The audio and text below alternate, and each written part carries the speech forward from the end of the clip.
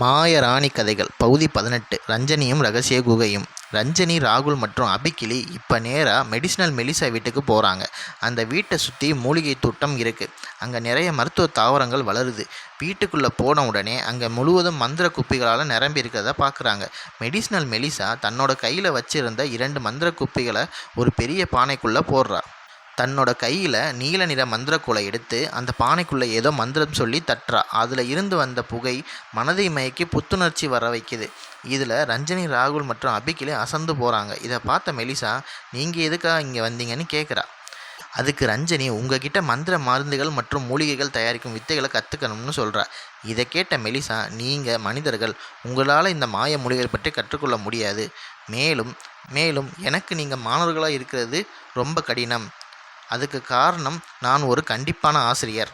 என்னோட மாணவர்கள் சரியாக வித்தைகள் கற்றுக்கலைன்னா கடுமையான தண்டனைகள் இருக்கும். அதனாலேயே நிறைய மாணவர்கள் என்கிட்ட மந்திர வித்தைகள் கற்றுக்க மாட்டாங்கன்னு சொல்கிறா. இதை கேட்ட ராகுல், என்ன மாதிரியான தண்டனைகள் கொடுப்பீங்கன்னு பயந்துக்கிட்டே கேட்குறான். அதுக்கு மெலிசா, தோட்டத்தில் இருக்கிற பூச்சிகளை பிடிக்கிறது, மூலிகைகளை வெட்டி கொண்டுறது, மருந்து பொருட்களை அடுக்கி வைக்கிறது தான் சொல்கிறா. இது எளிமையாக தானே இருக்குன்னு ராகுல் சொல்கிறான். அதுக்கு மெலிசா, இதை மட்டுமே நீங்கள் மாத கணக்கில் செய்யணும். எனக்கு எப்போ மந்திர வித்தைகள் சொல்லித்தரணும்னு தோணுதோ அப்போ மட்டும்தான் உங்களுக்கு சொல்லித்தருவேன். நீங்கள் பல வருடங்கள் எனக்காக வேலை பார்க்கணும். இதை கேட்ட ரஞ்சனி மற்றும் ராகுல், இவங்க கடைசி வரைக்கும் நம்ம வீட்டு வேலை தான் வாங்குவாங்க, மந்திர வித்தைகள்லாம் சொல்லித்தர மாட்டாங்கன்னு சொல்லி பேசிக்கிறாங்க.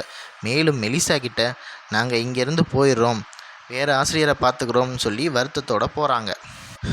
அதை பார்த்த அபிகிளி ரஞ்சனி, ராகுல் கிட்ட, வருத்தப்படாதீங்க, நம்ம அடுத்த ஆசிரியரை போய் பார்ப்போம் அப்படின்னு சொல்லுது. அடுத்து யாரை பார்க்க போகிறாங்க, அந்த ஆசிரியர் அவங்கள மாணவர்களாக ஏற்றுக்கிட்டாங்களா இல்லையா, இதை நீங்கள் தெரிஞ்சுக்கணும்னா அடுத்த பகுதியை பாருங்கள். உங்களுக்கு இந்த கதை பிடிச்சிருந்தால் லைக் செய்யவும், பகிரவும் மற்றும் மாயாராணி கதைகள் சேனலுக்கு குழு சேரவும் நன்றி.